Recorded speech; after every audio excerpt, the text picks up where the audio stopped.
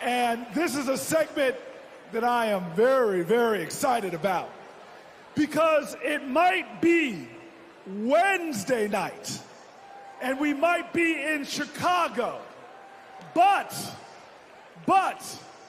it's starting to feel like something I've wanted to say my whole life. Live from New York, it's Saturday night. Please welcome Kenan, Thompson.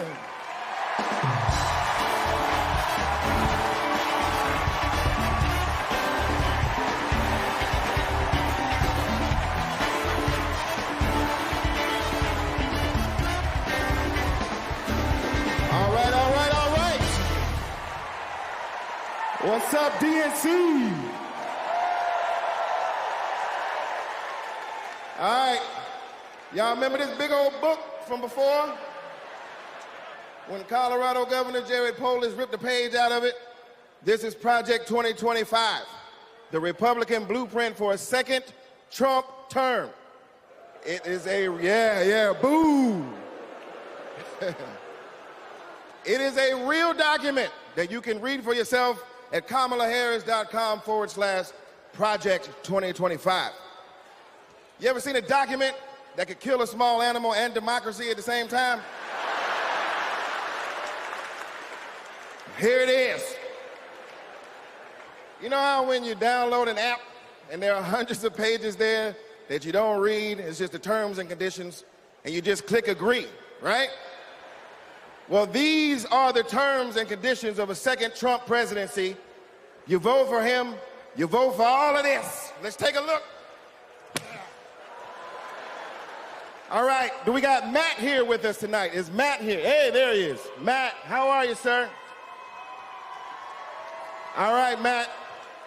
Now, Matt, I understand that you work as an AV tech in Nevada, and you make a decent hourly wage, is that right?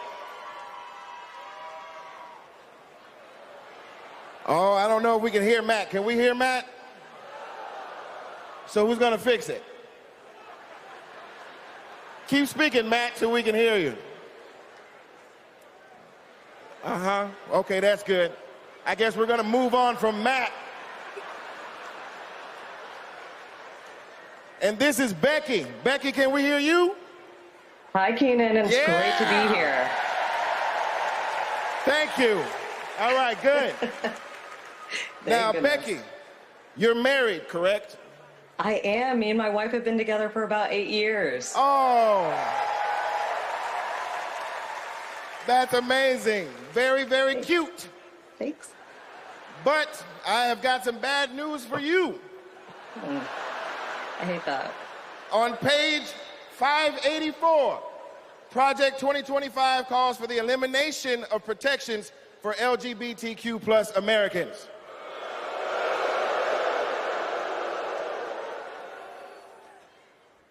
So yeah, right back to the Stone Age. I'm afraid so. Right back to the Stone Age. That's terrible. Yeah, it is. Thank you, Becky, for being here and making that wonderful point. All right, next up, we have Nirvana. Nirvana, are you with us? And your people are with us as well? All right, good. Now, Nirvana, I understand that you are on insulin to manage your diabetes, yes? Yes, and thanks to President Biden and Vice President Harris, I only pay $35 a month for my insulin. That is great. That is great. But on page 465, Project 2025 calls for millions of people like yourself to pay more for prescription drugs like insulin. Why? Why? Well, I guess maybe to help Big Pharma make more money that they can donate to Republican politicians, I assume. Yeah, that makes sense. Yes, unfortunately, it does make sense. All right, let's talk to Anita. Anita, are you there? Yes. Hello, Anita. Hello. And Anita, what do you do for a living? I'm an OBGYN who delivers babies and does surgery. an OBGYN.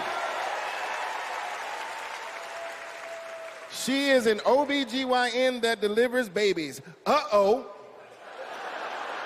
Uh-oh, yeah. It's bad news, isn't it? It sure is.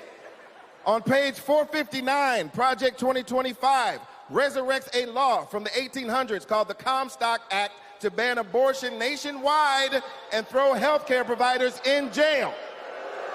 Oh my God, that is awful. Yes, it is awful. All right, let's do one more. Is Sharia with us? Sharia, are you there? Hey, Kenan, I'm here. Yes, Sharia, I love it. All right, let's talk to you. I understand that you work for the federal government? Yes, sir. I'm in the United States Department of Education. I'm a proud civil servant and a proud union president. She works for the Department of Education and she's a proud civil servant. Well, unfortunately for you, on page 78, Project 2025 calls for President Trump to purge the civil service of everyone who isn't a MAGA loyalist. Are you a MAGA loyalist? Now, Kenan, absolutely not. I'm just asking. I mean, you might as well be, because also page 319 calls for the complete elimination of the Department of Education. There's a bunch of stuff in here, but that's all we have time for at the moment. Just remember, everything that we just talked about is very real. It is in this book. You can read it online at kamalaharris.com/Project 2025. And most importantly, you can stop it from ever happening by electing Kamala Harris as the next president of the United States.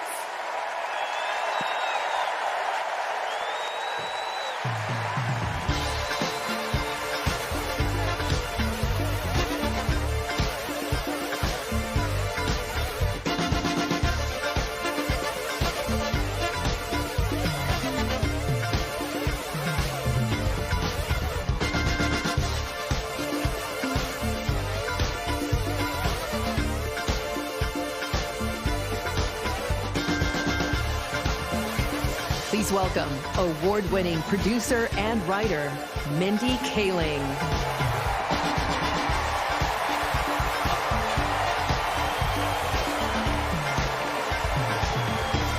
Good evening, everyone.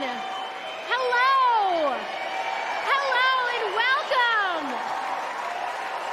Welcome to the third night of the Democratic National Convention. My name is Mindy Kaling. Thank you. For those of you who don't know me, I am an incredibly famous Gen Z actress who you might recognize from The Office. Thank you, The Mindy Project. Or as the woman who courageously outed Kamala Harris as Indian in an Instagram cooking video. Yes, you're welcome.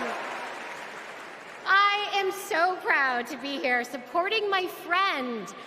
But the real reason I am here is that deep down, I truly believe that as a woman of color and as a single mother of 3, it is incredibly important that I be appointed ambassador to Italy. That's how this works, right? That's like why I'm here. I've never been, I'm dying to go. And guys, I just really need a break. I know it's not the priority tonight, but just think about it. I am actually here because I have known the Vice President for a long time, and I want to tell you a story about one of the first times I ever met her.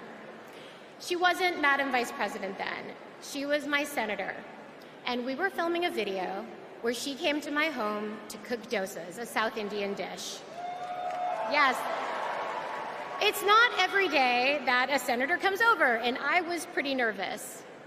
But when she arrived, we immediately hit it off. We talked about the love we have for our moms, who had both passed away from cancer.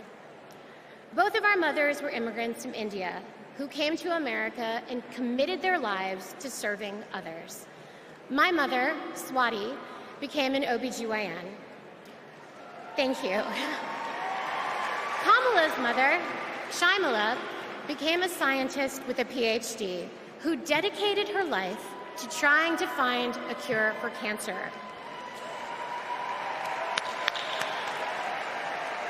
And after speaking to Kamala, it was clear to me that Shyamala had passed down the same optimism and fearlessness to her daughter. But the thing I remember the most about the vice president is that Kamala Harris can cook. Guys, she was so much better than me. But she also knew that my family was watching. So, as she gently corrected my sloppy dosa making, she was complimenting me every step of the way, making sure that my daughter Kit heard how good of a cook I am. She had no desire to be seen as better than anyone else. She just wanted my kid to be impressed with her mom. And when she finally bit into my dosa, she looked at me and said, really good, and then never took another bite again. Yes, but it is that warmth, that generosity of spirit that I know she will bring to the White House as our next president. Kamala Harris cares deeply about other people. She will fight to protect our freedoms because those are the values that her mother passed down to her. But in order to protect those freedoms, Democrats also need to win the House. So we have a lot to do, and please welcome to the stage your next Speaker of the House, Hakeem Jeffries.